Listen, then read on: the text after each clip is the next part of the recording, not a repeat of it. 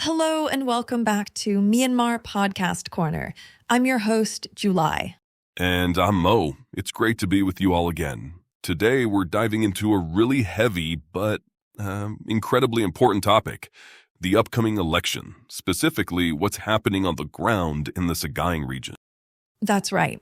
We've got a summary of a report dated December 27th, 2025 that paints a pretty grim picture of the situation.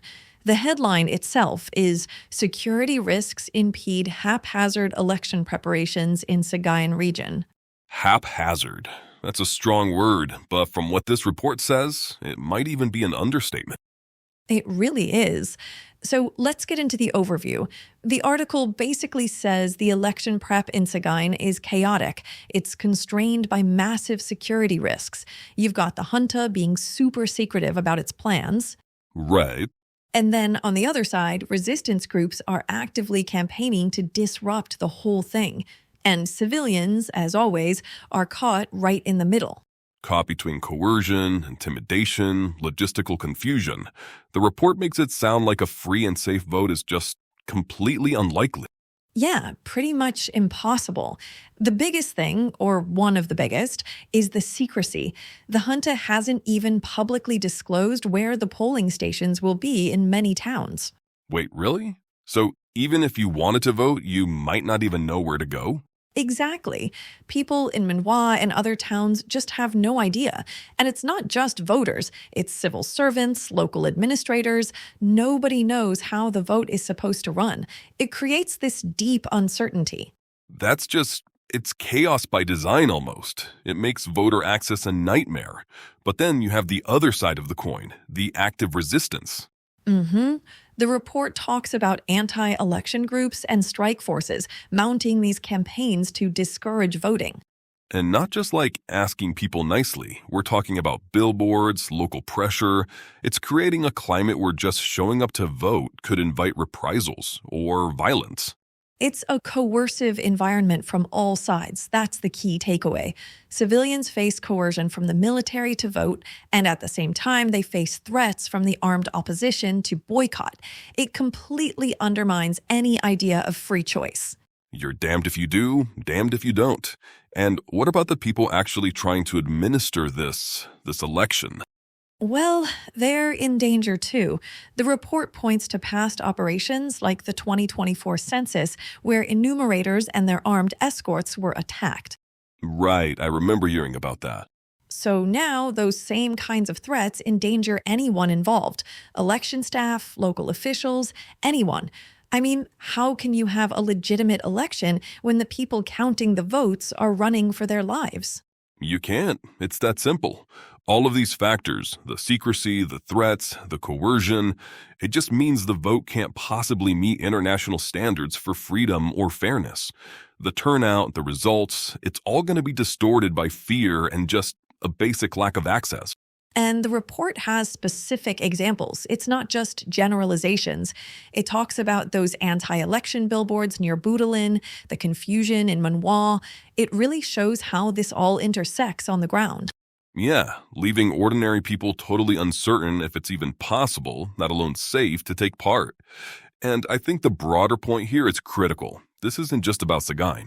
Not at all. The article calls it a microcosm of nationwide challenges.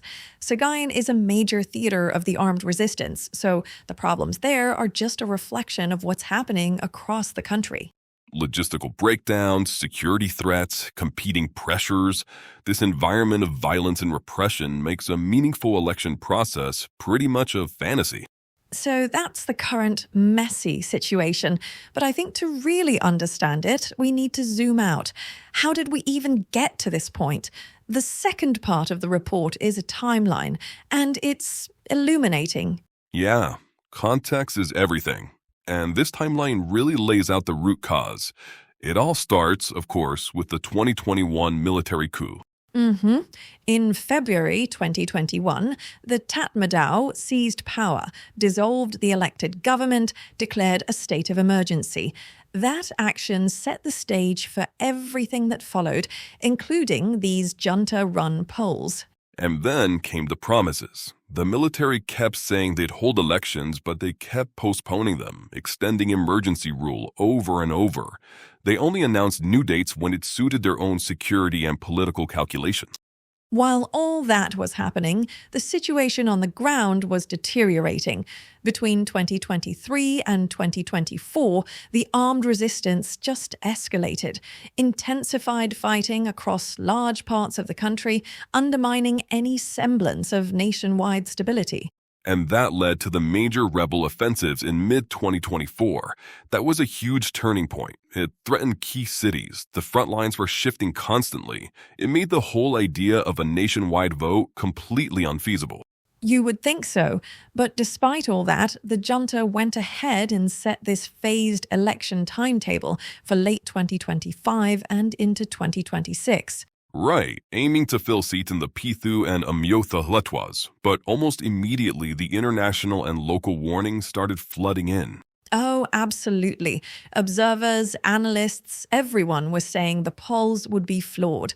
Major opposition parties were excluded, security was a mess, and the whole environment just favored the junta's control. And that brings us to now, December 2025. Media and rights groups are pretty much unanimously calling the vote a likely sham. The consensus is that it's engineered. It's not about a free, competitive process. It's about granting the junta a veneer of legitimacy. So when you look at the implications from this whole timeline, it's stark. The 2021 coup is the original sin here. It's the root cause of this entire trajectory. Yup, replacing civilian rule with military control and just extending the state of emergency again and again. And the security deterioration has been decisive. The conflict through 2024 made a credible nationwide vote logistically and politically unrealistic. And so this whole 2025-26 timetable is contested. The regime is pushing forward with it, but most observers are treating it as exactly what you said, July, an engineered process to legitimize military rule, not restore any kind of democratic governance. It's a very bleak picture, especially when you think about the people in Sagaing and all across the country who are living this reality every single day. Absolutely. It's a critical situation and one we'll continue to watch closely. That's all the time we have for today. Thank you for tuning in to Myanmar Podcast Corner. We'll be back with another episode soon. Until then, stay informed and stay safe.